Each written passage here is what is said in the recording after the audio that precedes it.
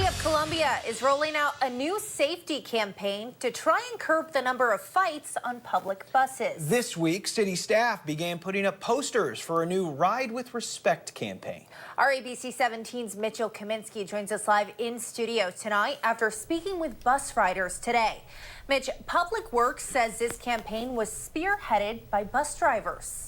Yeah, Megan Lucas, a records request from ABC 17 News also shows several incident reports filed by drivers in August and September detailing instances of passengers drinking on the bus, falling out of seats, and getting into loud arguments. It's one of the reasons that drivers wanted some sort of standards put in place. People in a crowded area and trying to get to and from places, so, you know, tempers flare and people are people. If you rode a public bus in the last 2 days, you may have noticed some new posters with the message, Ride with Respect. These posters are not in reaction to any specific incident, but really it's something that the drivers asked us to come up with.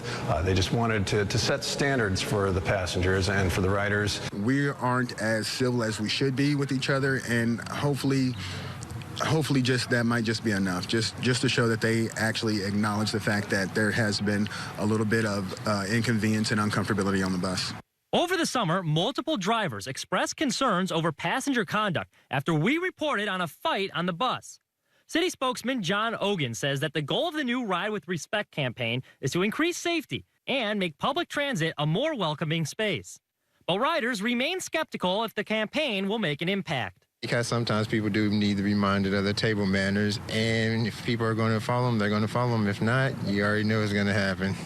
Some residents have suggested the buses start charging fares to help reduce disturbances on the bus.